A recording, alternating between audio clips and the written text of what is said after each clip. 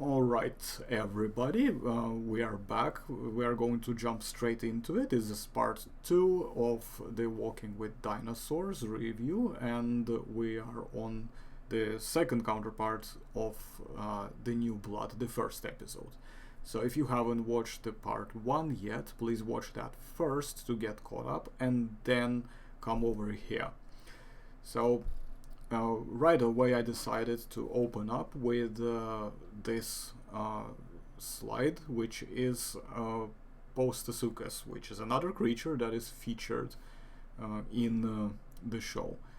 So, John, do you want to give your notes on Postosuchus first, and then maybe I will add some of my notes as well? Yes, I can do that. So I'll start off right off the bat. This is probably the one where I have a lot more notes for compared to Placerius or Coelophysis. Postosuchus, overall, the model itself is solid. The skull itself matches what we know about Postosuchus. It's not lipped, which is kind of nice because I see a lot of Postosuchus depictions with lips, but this one's not lipped. And I generally like it overall. I like the color scheme. I like the model. Now the thing is, as of the last 10 years or so, there's been this discussion and debate about whether or not Postosuchus was bipedal, and that's in part because the forelimbs of Postosuchus are comparatively small compared to the hind limbs, and it's also compared to other giant crocodilomorphs from the Triassic, like Saurosuchus or Prestosuchus. Postosuchus does not have its forelimbs do not have hands that appear, anyways, to be perfectly good at walking on all fours. So it's been highly suggested that Postosuchus nowadays may have actually been bipedal, or at least primarily bipedal. Now, a couple things I want to say is that even though it's now very likely that Postosuchus was bipedal, that does not necessarily mean that it was an obligate biped. I actually remember going to a convention in Salt Lake City where I talked to Michalski, who has done a lot of work on Triassic trace fossils and more specifically uh, Triassic footprints of dinosaurs, of archosaurs, of different kinds of animals from the Triassic. And I asked him what his thoughts were on Postosuchus being a quadruped or a biped. And from what he was telling me, the trackways, obviously, we can't say for certain if trackways belong to Postosuchus, Kirkpatricki, or some other uh, archosaur, but we know that at least there's some footprints that indicated that the animal was walking on all fours, and so it's very possible that Postosuchus may have been able to walk on all fours, even if it was also capable of going on its hind limbs. And another thing to note is that Postosuchus's forelimbs had adaptations that allowed them to bear weight on them. So even if Postosuchus was primarily bipedal or semi-bipedal, it could have still walked on all fours. So I'm not against the depiction of Postosuchus walking on all fours throughout the episode because it's still very possible that it could do that. It's just that if we were to make it today, Postosuchus, we would have a few scenes of it walking on two legs. So that's one of the biggest things that I knew about Postosuchus going into this episode. Um, Now here's something that I don't know if a lot of people know about, but it's something that I've come to learn as I've been researching Postosuchus because it's one of my favorite Triassic animals. I think it's um, honestly it could very likely beat all the Triassic dinosaurs on my list of favorite Triassic animals. Um, Postosuchus Kirkpatricki has a rather hilariously convoluted fossil record within the southwestern United States. So officially Postosuchus kirkpatricki, and I say that species name because there is that Postosuchus alisone from the east coast, but the western side, on the western half of the United States, we have Postosuchus kirkpatricki. Postosuchus kirkpatricki is officially known from the Cooper Canyon Formation of Texas.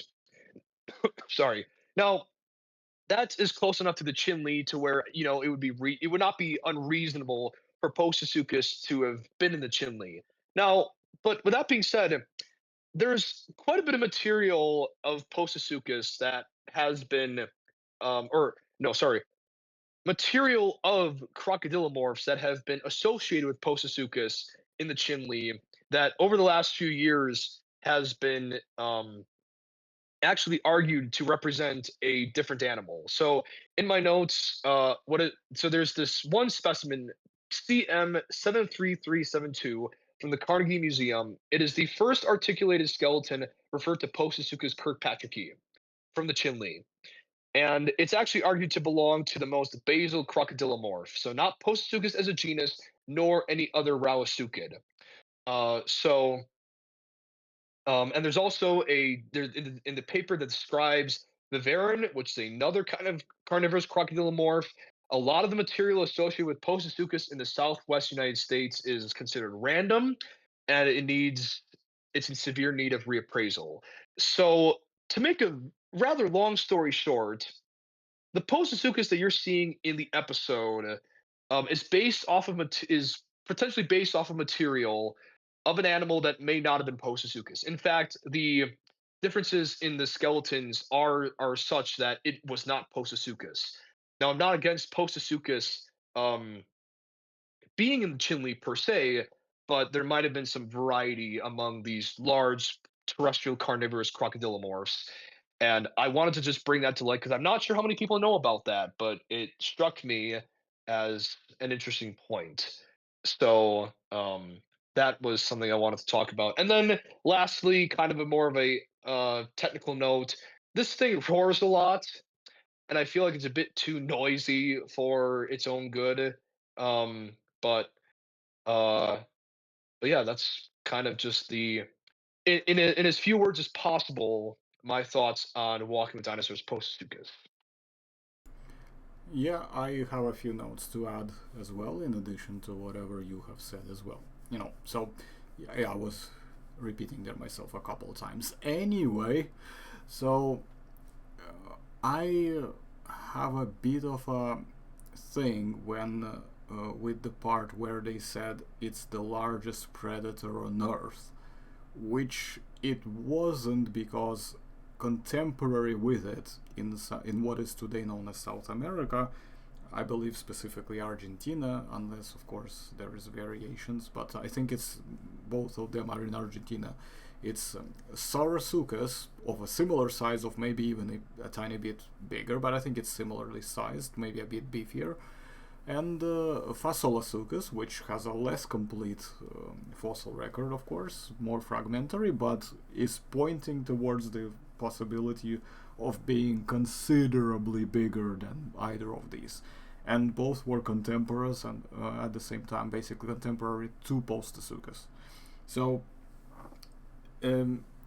if anything, at the very least, it was not the only large predator of this size group around during that time period, and at the very most, it was probably smaller than either both of the forementioned, or at least one of them for sure.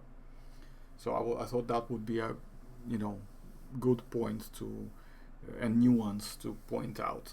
The other thing I wanted to point out is that, and I think this is with a few maybe small exceptions, the show tends to have this trope of always portraying larger sized predators as exclusively solitary, similar to how, for example, like tigers are, right? Some of the modern day big cats that only come together when they're mating, but most of the other times they control bigger, more spacious territories, and they don't tend to get in each other's ways.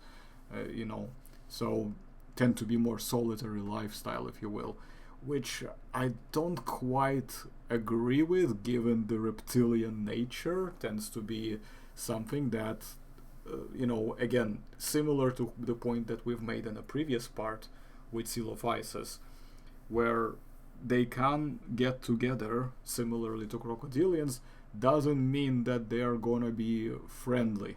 They will take an opportunity to take shots at each other, or backstab each other, if you wanna put it in a more like human terms, I guess, is, you know, perfectly reasonable to suggest that that could happen. If there was a potentially weaker or wounded animal, there is a very big chance that some other individual there might take a few shots at it, and then others will notice that something's happening. They will just start doing the same thing, and eventually, before you know it, that one wounded or weak animal among them might just end up being their meal, for all we know. So this is something that I felt like the entire show, as far as it goes, whenever the large predators are concerned, they seem to always exclusively stick to the idea that they are always solitary. And I've never really been a big supporter of that idea, regardless whether it's applying to Postosuchus, whether it's applying to Allosaurus, Tyrannosaurus Rex, or whatever, anything else. Any predators, as far as dinosaurs are concerned, I do not believe that they were exclusively solitary. I believe that they would have tolerated each other's presence as long as they were not stepping on each other's heels. I would say that's probably as far as it would go. Not friendly, not a family group, not necessarily a pack. I think just gathering in large groups, occasionally, combining efforts when it comes to obtaining food. But then once the food is obtained, it's back to everybody look out for themselves, and whoever gets in first and is the biggest and the baddest is the one who gets the best part. But that's the way I always saw uh, basically Mesozoic predators, given that most of them tend to be either dinosaurs or other non-dinosaurian reptiles. That's how I mainly saw them when it comes to how they would have probably gone about things. So, I mean, Komodo dragons, just on a slight tangent, Komodo dragons are generally considered territorial species, aren't they? Hmm. So basically, even then, I am sure that if, there is an animal that they saw that as a target, there is a chance, and I believe there have been moments where you would see then multiple of them gathering and trying to take down this one animal that they're trying to kill, or maybe it's already been killed and they just walk up there, and the one who is the biggest just simply tries to keep all the others away while it has its fill, and then when it's done, then it's basically like a hierarchical structure. Whoever is the strongest gets the first bite and access to the best parts, and whoever is the weakest and the so-called loser on a lower ladder will get the least, not as tasty and juicy parts, if you will. But it still doesn't Hmm. exclude them. Even animals that are like Komodo dragons, which tend to mostly, you don't find them in big groups, I think, but they still would gather around when it comes to eating, and they would still tolerate each other with a few minor nuances, that is, and that's it.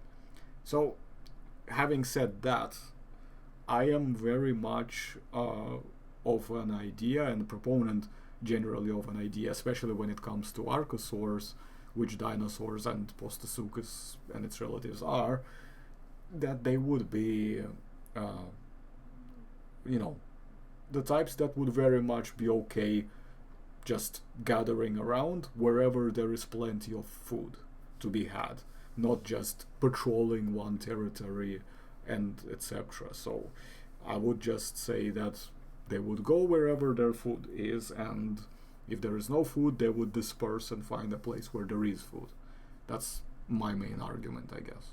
But not the typical sort of more mammalian, I guess, and maybe in some cases I would even argue lepidosaurian, because lepidosaurs seem to be the types that have more individual, animals that, among snakes, for example, and in some cases lizards too, that tend to be Hmm. more territorial. Whereas if you notice that archosaurs, in case of birds and crocodilians today, they still group up quite a lot.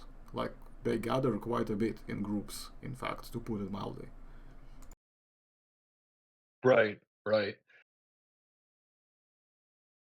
I guess my perspective on that is because, when it comes to the fossil record, my thoughts with sociability among certain animals, in this case, Postosuchus, is it would be nice if we had a bone bed of Postosuchus. It'd be nice if we had multiple individuals closer together so that we could sort of see, oh, well, these individuals died closer together. Maybe that's a sign that they may have been gregarious, they may have moved in groups, or they may have had points where they socialized. Because it's not that I'm against Postosuchus interacting with others of its species, others of its kind, on a more semi-regular basis. It's just what would the evidence be? Because right now, because it would just strike me as very speculative. For me, with tyrannosaurs, I'm a little bit more flexible with that. Although you and I know the two of us disagree on Tyrannosaurus Rex, but with um tyrannosaurs in general, like I'm pretty open to the idea that they were gregarious of some nature because of the number of bone beds we have. But with Postosuchus, I'm a little bit, I guess it's 50-50. Depends on how you depict it, but uh I guess I'd like to see maybe a bone bed or two for that. But otherwise, I understand what I understand where you're going with that. That this is my perspective on it. Does the bone bed presence prove, however, that they are necessarily, you know, part of the same group? That's the thing, because or does having an isolated specimen that happened to have been caught in the right place at the right time to fossilize, um, not without knowing whether or not there may have been other specimens, of its species that may have died in a similar close proximity, but they just didn't fossilize. That there's like so many nuances in this that back, my I'm instantly kind of like seeing a bunch of question marks popping up here like this. So, and that's one of them, I guess, when it comes to these things. That's why I am very cautious when it comes to assuming that if you find a bone bed, that automatically proves, oh yeah, they're gregarious. And when you find them mostly as individuals, like, oh no, they were solitary.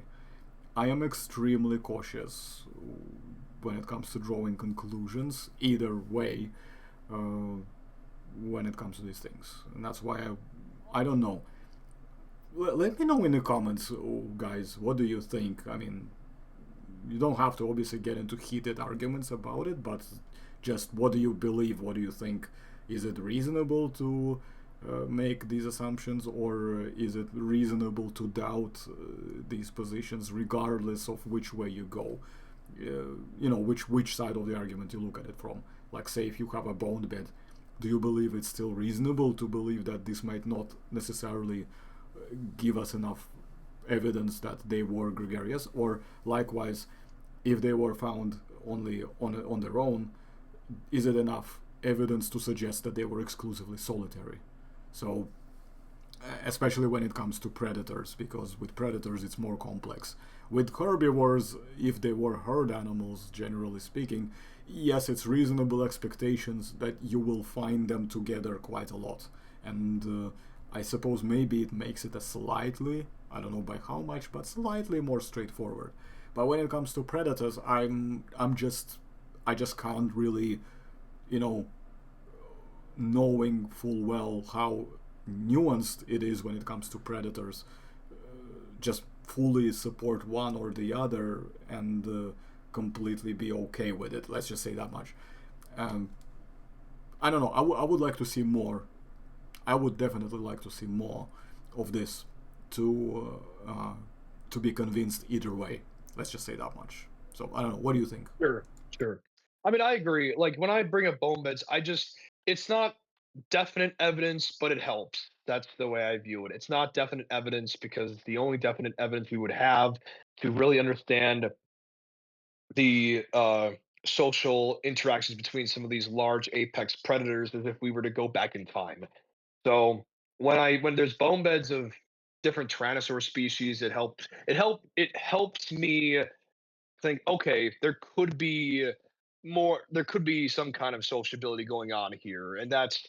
But if there's an animal that consistently is being found being solitary, that's where it's like, okay, it's getting a little bit trickier to um a little bit trickier for me to reconcile this thing was a social animal. That's just my perspective on it, and like it all depends on how you argue it, I think, and I think some of this stuff it can be go either way.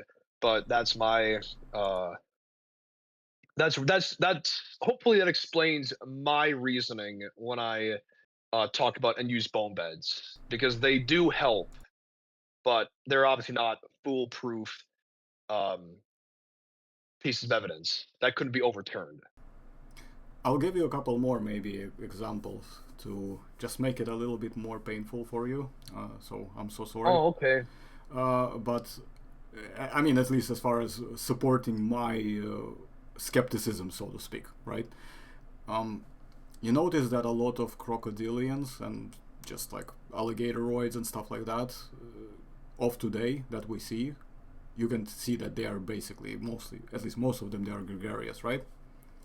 And Yeah. but for some reason in the fossil record, it's very uncommon to find multiple specimens in the same proximity of them.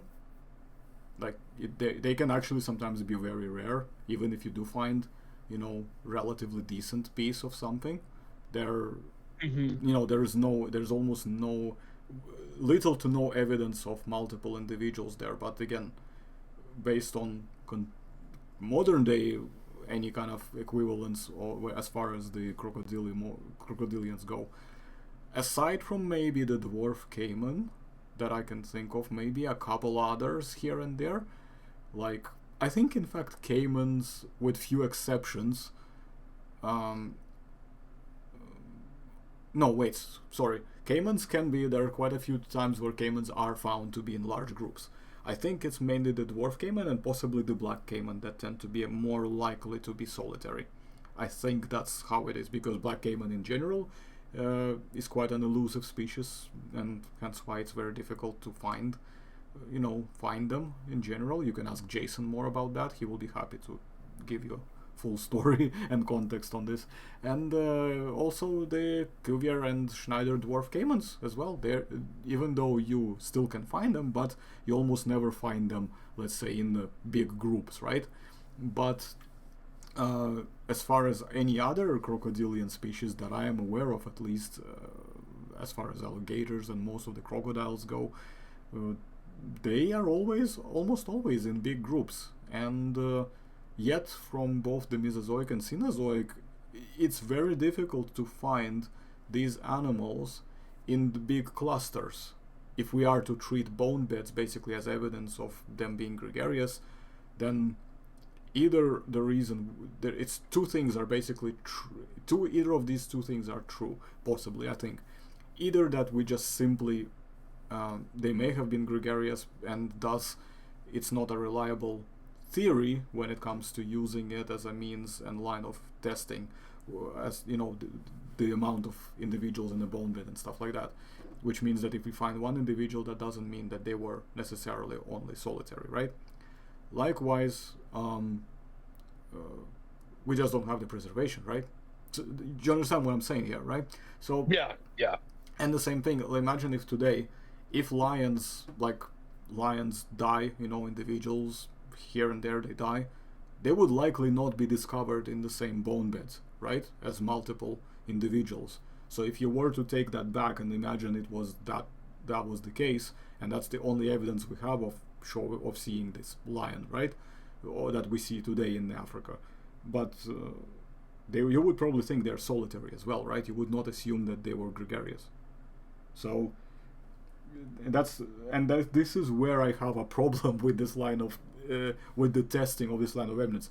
I mean, I'm not going to act like there is better way, right? Because actually, as far as I can tell, there is no better way that I can think of, other than simply just finding more fossils and maybe, as you said, which again is impossible, but is to go back in time, which we cannot do. So, you know, I'm not going to pretend like there is a better way to do it. I'm just saying that specifically, just because we don't have a better means to test it, doesn't mean that we should simply accept this as a good and reliable method. That's what I'm saying. I don't know if that makes sense or not. I think so. I think in that case, then probably the best, like, let's just say that people wanted to depict in this case Postosuchus as being an animal that lived in or around individuals of its kind more frequently than is depicted in Walking with Dinosaurs. I think it would just have to be a matter of how do you depict it, and is it something that is believable and makes sense for an animal like Postosuchus to do. So, for instance, like you said, if, for example, Walking with Dinosaurs were to show multiple Postosuchus, converging around a drying riverbed, maybe they were converging around a small group of Placerius and they were sort of mobbing them and ambushing and taking down individuals from the herd during the dry season or even maybe the wet season. And then as they were feeding, they started biting one another. Maybe one of them dies and is consumed as well. I think that there's, I think that's where it could be like, okay, you know what? I can believe this. I can believe this just as much as maybe a solo Postosuchus maintaining a single territory. But um, it would be something that is extremely difficult to prove and it would just have we would just have to be upfront and say, "Look, this is very speculative. Don't take this as gospel." You know, it's we're trying to work with what we've got here and what we know about modern day animals. And I think, on a side note, I think that's one thing that I wish Walking with Dinosaurs did do was to at the beginning of each episode, just say, hey, not in these exact words, but we're kind of working off of the fossil record. We are working off of living animals. We're doing our best here. Just bear in mind, this is very speculative. Don't don't go around treating us like we're the most accurate source of information because we are trying to reconstruct a world and reconstruct behaviors of animals that we just do not have around anymore. And it can be a very fun process, but it can also be very difficult and challenging, and you just got to be very careful about it. So I completely understand what you mean, and I think in this case, it would just be a matter of how do you depict it in a documentary like Walking with Dinosaurs. Come to think of it, I'm kind of now tempted to imagine what it would have been like if they actually filmed a scene like what you described earlier on, and like the one that I alluded to as well. It would have been pretty fun to watch, actually, have them immediately as soon as there was an opening, once they took down an animal, or once one of their fellow other members of individuals of their species has taken down animals some other place, in another part of the herd, then they all suddenly just start moving towards that, and then try to get the chunk out of it. And as some of them that are approaching the that animal, as they race towards it, so to speak, they kind of start pushing and like shoving and maybe even biting the other one to slow them down so that they can get ahead. Because I've lost count how many times I've seen even like modern day animals do exactly the same thing. By the way, both herbivores and carnivores do that to each other. There's absolutely no distinction there. They literally Yeah, just like, as far as that goes, they're all traitors to each other. Like, they almost never fully cooperate unless there is a clear target in sight. Once the target is taken down, that's it. Or whenever it's like, if it's a spot of water, as soon as it gets a bit crowded, anyone else that tries to butt in either pushes the others out, or he gets just gate kept. Just be like, nope, nope, you're not getting in, and that's it. So it's yeah. it would be quite entertaining to watch. But would you like to add any other notes on the Postosuchus? In any case, I think we've made pretty good amount of points overall on it, and what sort, and maybe in fact quite a bit of length explored some possibilities when it comes to portrayal. So would you like to add any design notes as well of your own, or do you want me to go over some of the opinions on the designs? Um, I'd be interested to know what your thoughts on the design are. I am, uh, like you said as well, I'm generally happy. I would, however, criticize the visible highlighted fenestra, which is similar to what they do with dinosaurs as well. And it's a bit of a nasty trope. It seems to be plaguing a lot of artwork. Even today, by the way, they still do it in some cases. You know, they So put shrink wrapping. mm-hmm. And even though sometimes you see them put the lips on it, and yet they still shrink wrap the fenestra. I'm just like, why? Okay, it's like never mind. But Didn't I've heard people say like didn't lips quote unquote solve shrink wrapping? I remember that being an argument. Obviously, that's not true, but uh, I don't know. I don't want to quote anybody in particular, since actually I'm not 100% sure.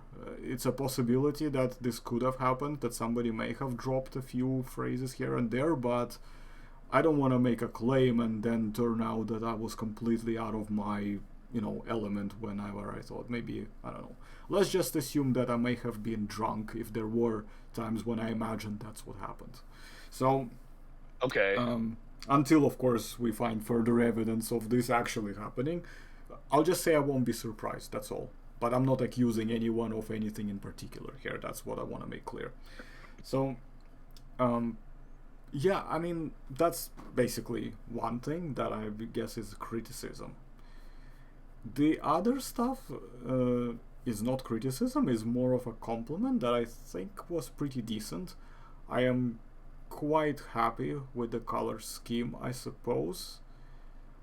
I do, however, want to say that the color scheme that you have presented on the slide, which is of a different piece of artwork above the skeletal drawings that you have here, I would prefer that over the one that they've used in the show, honestly.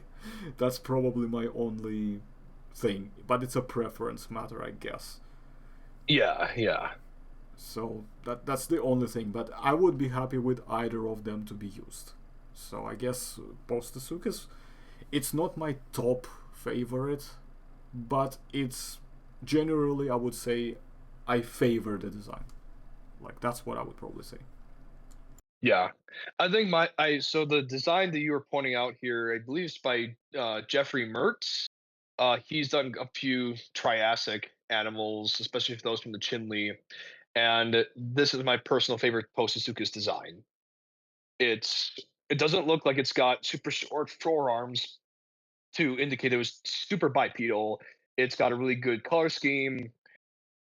It's I personally think it's like I said, it's my favorite depiction of Postosuchus.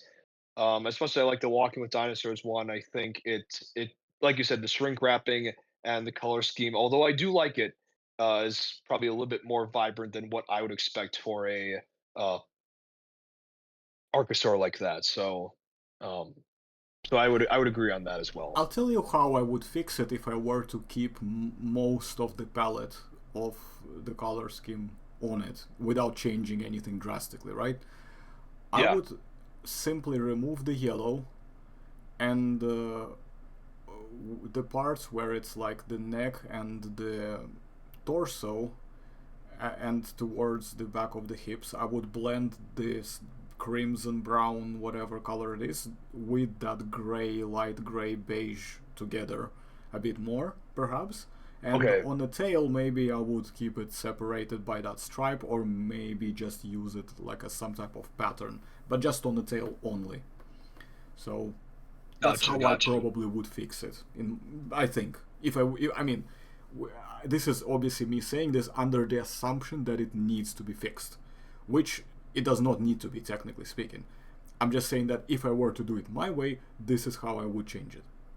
But that's basically as far as I'm taking it. Yeah. Yeah. Alrighty. Um, Anything else on Postosuchus, or shall we move to the next animal? I will keep this brief, but I feel inclined to talk about it because it's one of the more infamous things that people talk about with Walk with Dinosaurs. There's the scene, you guys don't know of it if you've seen the show, where after the male Postosuchus basically tells the female to get lost, he marks his territory with it's not described as urine, but it's described as precious water. So the implication being that it's some kind of urine. I did take a quick look as to what people said about it. Um, this is from Wikipedia. A number of critics pointed out that birds and crocodiles do not urinate. So what they do is they shed what is called uric acid, they do not differentiate between urine and feces. It's basically combined into this one singular discharge, which is why birds poo and they don't pee. It's a whole thing. But according to Michael Benton, who was a consultant for the series, he said that nobody could prove that this was a real mistake. Copious urination is the primitive state for tetrapods, seen in fish, amphibians, turtles, and mammals, and perhaps basal archosaurs did the same. Uh, I have no idea if that's true. I would have to look that up. But it's very like do if this were made today, would we do this again? Would we have Postosuchus essentially urinate on the ground, or because I there's not really a good way to prove or disprove that. So, but um, I don't know. That was just kind of the last big thing I had on Postosuchus because it's just talked about all the time, and figured might as well bring it up now so that no one's like, well, what did you say about the Postosuchus peeing on the ground? So Yeah, oh sorry, I was gonna talk and then I realized that my mic was muted while you were talking and I forgot to put it back on. So, yeah, no, you're fine. You're fine. in any case, yes, I agree. I don't know. I have a bit of a beef with things when they say, ah, yeah, but this is like, it's like they, you know how they say lips is the default condition for, the tetrapods, basically. And I do not think that they fully understand that what they're saying in that case, because how do you decide what is default condition? Like, establish it. Like, how do you decide? Not to mention that a lot of times when it comes to certain conditions in different groups of animals, yes, granted that one thing that unifies them and hence why they're all called tetrapods and vertebrates, for example, yeah, because they all have these things, right? And Right. you basically go narrower into the groups as they go, etc., because of the features that they exhibit, where they exclude others from that group because those features are not present, right? Then Hmm.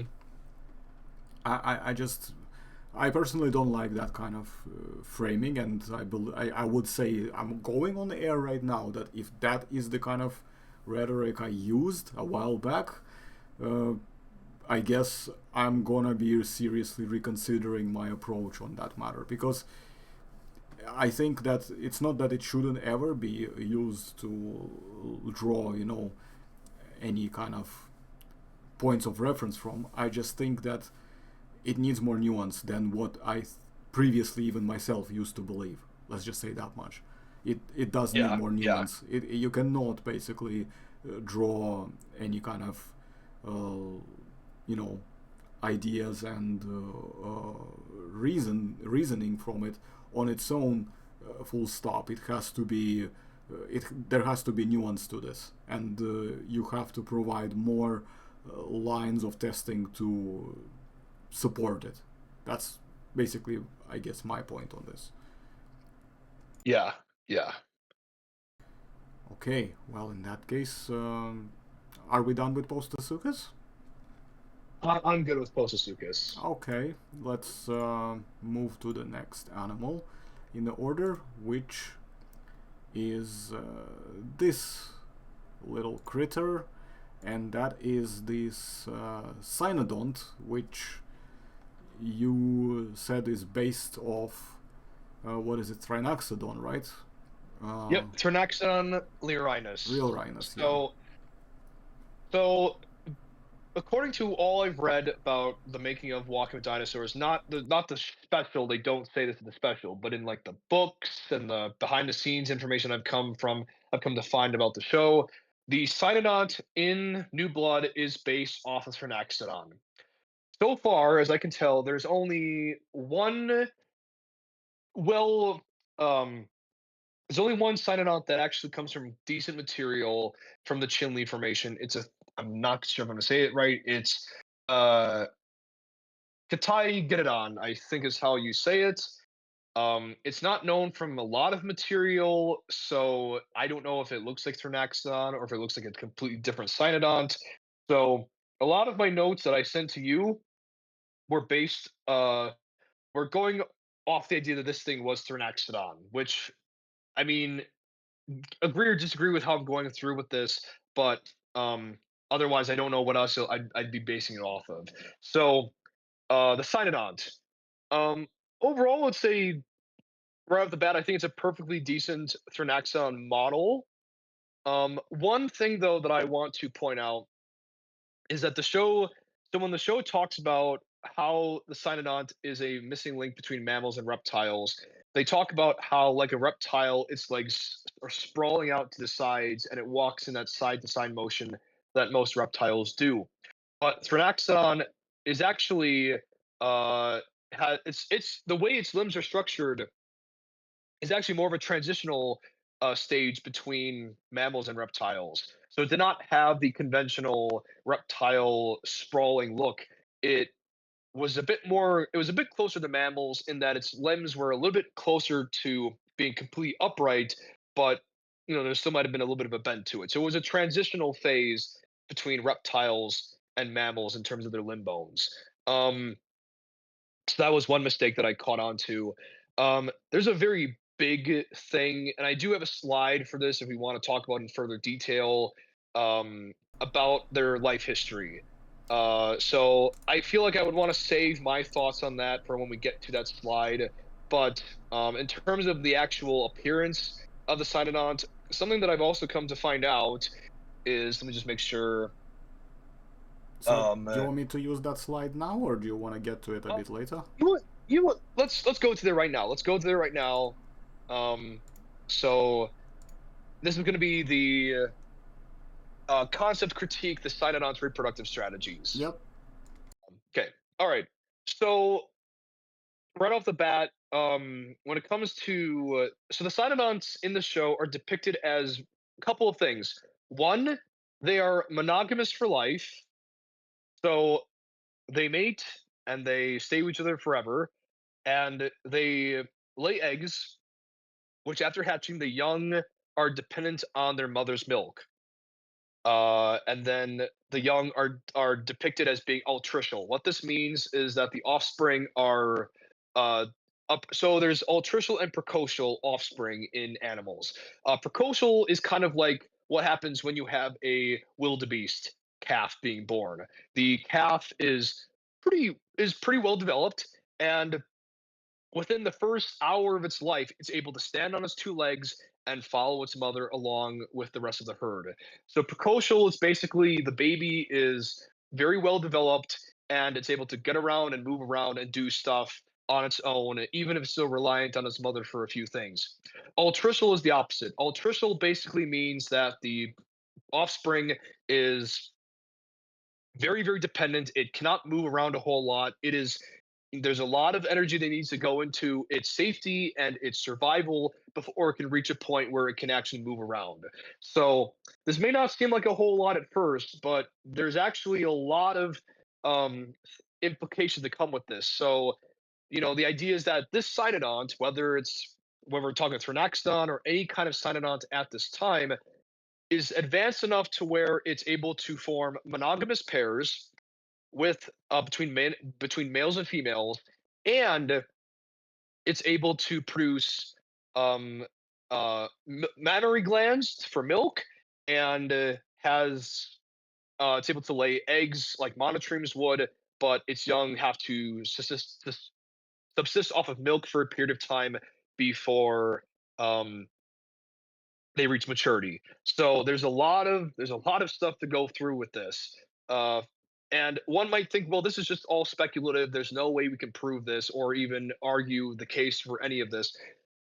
Last night, before I sent you my notes, I actually did a quick look over to see, okay, you know, is there anything that I could that's been done on this? Has there been any research done on exploring if cynodonts could have actually had mammary glands, produced milk, did all this stuff?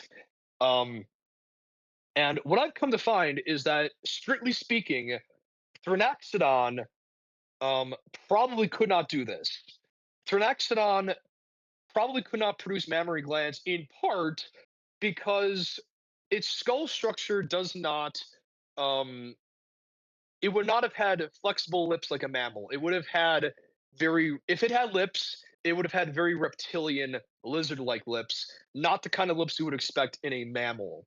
And there's actually no evidence, according to what I've read, that supports that Thernaxon had whiskers. So we're talking about a very, very primitive cynodont that does not have whiskers or mammalian lips. Now, the reason why this is important is because, and this might be speculative, but hear me out.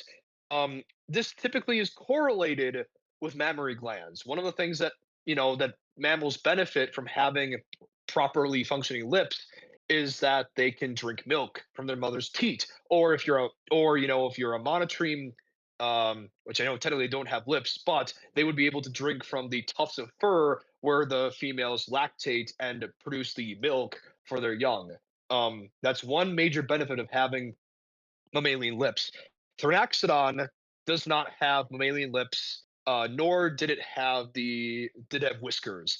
And this has been argued at least to suggest that Thrinaxodon was not able to have mammary glands, or at the very least, or not even tufts of fur to have mammary glands and produce milk for its young. Um, in terms of its being monogamous, being able to live with a partner for the rest of its life, Thrinaxodon, we don't know about that for sure. But if we're talking about monotremes, which are the closest analog we have to cynodonts, platypuses and platypi and echidnas do not form monogamous lifelong pairs, to the best of my knowledge. So it would be a bit of a stretch to say that, not impossible, but a bit of a stretch for me to believe that cynodonts like Thrinaxodon at that stage in their evolution would have been able to have monogamous pairs. It's a very expensive reproductive strategy in the animal kingdom. Very few animals actually are able to do this. Most of them are either polygamous, polyandrous, or some other variant where they have multiple mates, but they do not have monogamous pairs more often than not. And so it's a very complicated issue as to talk about this kind of behavior. In terms of the altruistic nature of the offspring, it's been argued that in later cynodonts, like Kyantotherium from the Kayenta formation, so the formation that has Dilophosaurus and such, Kyantotherium may have had altricial offspring akin to marsupials, and there's been some discussion as to whether or not it had a very marsupial-like reproductive strategy. But that is still up in the air because obviously we don't have soft tissues to prove if it had like a pouch or something similar to that. Um, but to make a very, very long story short with Cynodonts, um, Thrinaxodon is essentially showing this Cynodont, which again I'm basing off of Thrinaxodon, is showing a ton of behaviors that can be argued to have been happened during the Triassic, but well after its time. In fact, I believe so. Thrinaxodon appears in the very, very beginning of the Triassic, right after the Permian mass extinction. A lot of the traits that we see in mammals are argued to have come about between 246 and 240 million years ago. So quite a bit after Thrinaxodon died out. And it's if you can't tell, I don't I really looked into this because it occurred to me that how defensible is any of this? And the answer is yes, if it were a later Cynodont, but not if it's Thrinaxodon. So does any of that make sense? Um, yes, it does, because if we assume that this is Rhinoxodon, then this means that the show also made two mistakes here. Uh, Two more in addition to whatever you have basically just listed. And that would be the geographical mistake, because Rhinoxodon came from South Africa and Antarctica. And the other one is time period. It would have been long extinct before the timeline of this show. by that time. We're talking like between 15 to 20 million years or so difference between when it came extinct and before the show takes place. So those are my pointers, and yes, I had a very similar doubt when I was rewatching this episode about whether or not it would be able to even produce milk and feed its young the same way as your average normal mammal does it, because as far as I'm aware of, mammals proper with this kind of strategy have not really been a thing until a bit later, have they not? So Yeah, it's very difficult to trace back a lot of these big mammalian characteristics like mammary glands and giving birth to live young.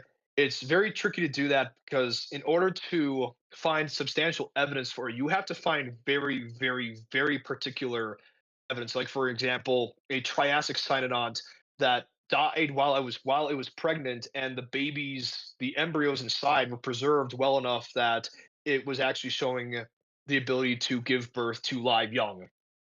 And my personal thoughts were that there would have had to have been some kind of transitional stage between um, laying eggs, which is oviparous, to um, giving birth to live young, which is viviparous, and then oviviviparous being the middle ground where the egg remains in the body, but as soon as it's being laid, the embryo hatches out right away. So, but that's a whole nother conversation for another time, and it's it's interesting. I think it's fun to talk about, but it's very complicated and convoluted, and we need more research into it. by the way, I've also had my skepticism alert, alarm bells go off instantly when they implied that they were basically pairing for life, which immediately instantly made me scream in my head, yeah, if you're just making a claim like this out of nowhere, that's just basically fan fiction at this point. So Yeah, yeah. there's just no way you can just make that claim and just carry on like nothing happened, basically. Like, yeah, guys, this is what happened, that's it. I cannot simply accept that claim in its entirety without it, you know, being able to rely on something at least remotely tangible and make it more defensible, as you said earlier on. So Yeah. I think, yeah, they've made quite a reasonable amount of errors with this particular animal.